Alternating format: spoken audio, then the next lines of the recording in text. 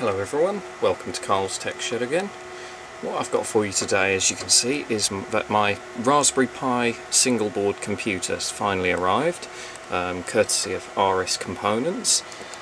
This is an official unboxing video because the seals are still unbroken, so I genuinely don't know what's inside it yet. Obviously, apart from the board itself, I'm not sure what accessories it would come with. What I've also got is my invoice here to show that I haven't bought it from some reseller on eBay. Currently they're selling for quite a lot more than their cost price on eBay because they're difficult to get hold of.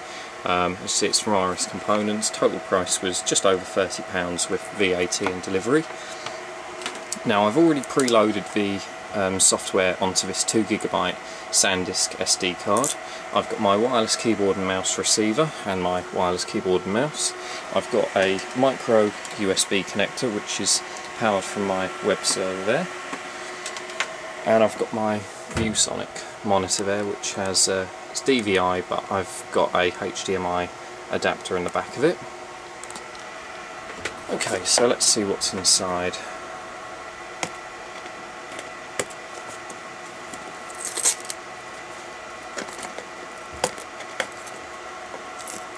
I must admit, this is a lot stickier than I thought. I think these are definitely high security labels to prevent people from opening up and messing about with it and sending it back.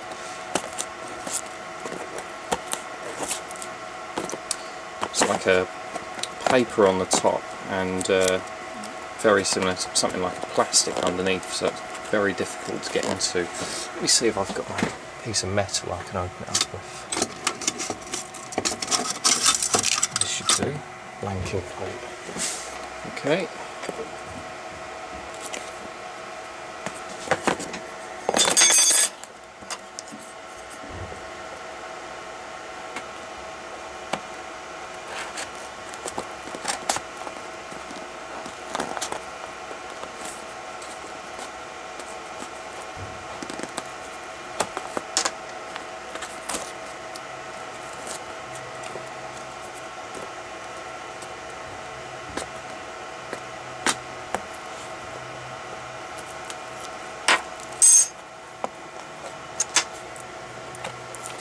This really is an unboxing video. Right, let's see what's inside then.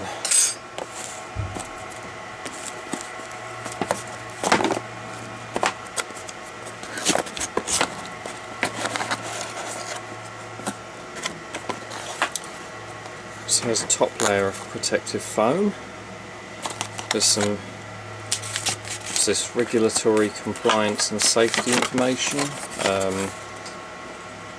After all, how dangerous can 5 volts DC actually be? Not very, in my opinion.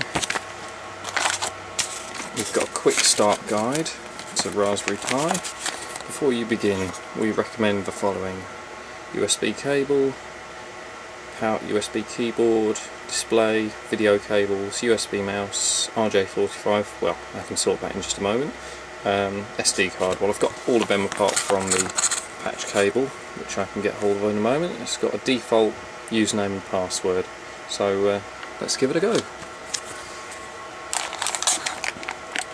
There is the Raspberry Pi. Just open that up.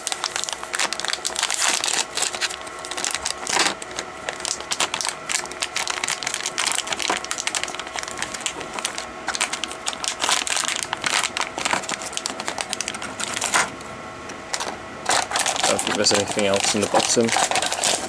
No, it's just foam, so I can pop all of that back in the box. I'll keep these out for now. I doubt I'll need to refer to them, but just in case there's anything unusual. Let's close this back up. Pop over there for a moment.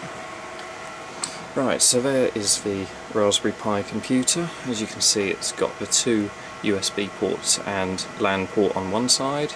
It's got the HDMI connector on that side. It's got a micro USB on that side.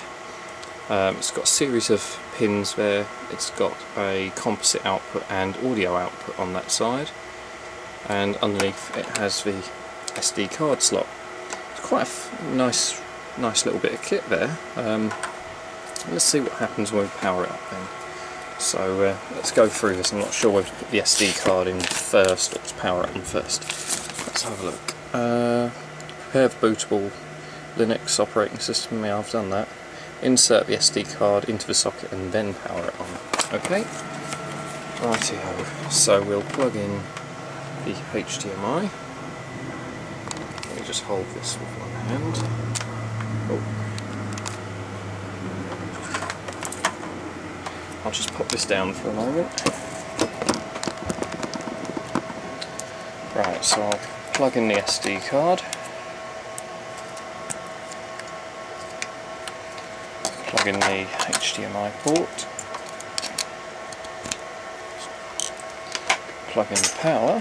Well, I'll do that last because that's connected up at the moment. I'll plug in the USB keyboard and mouse connector. And I'll just see if I can find a patch cable. I'll have this there.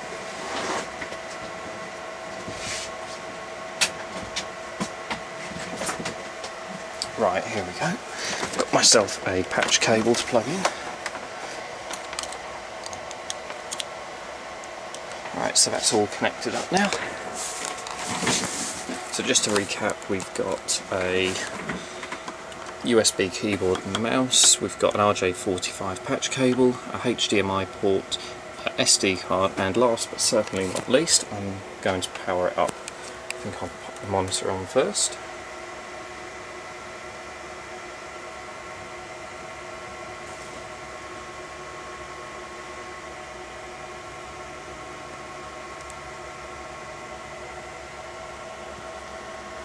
Okay, well it's just booting up now.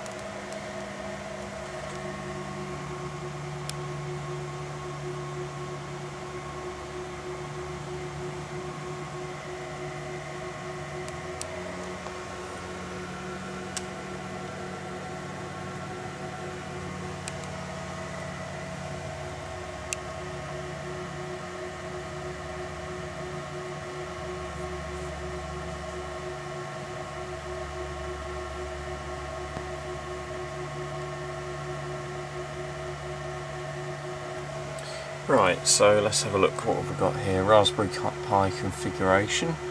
I think we can just go, I'll just skip through all of this. Let's have a look.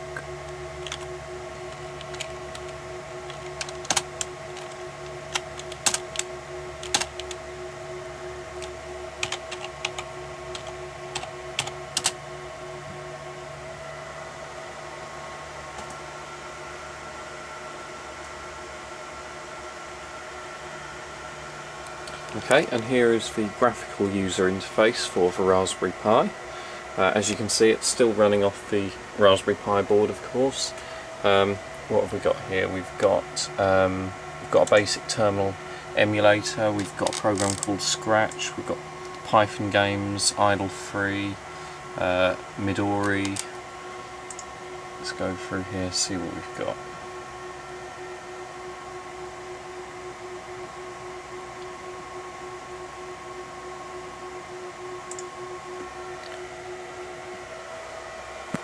I'm just going to try and connect to the internet with this. Remember, I've got a 10100 LAN cable connected into that, which then runs into one of my routers under there. Okay, so let's just see if we can get onto Google for a start.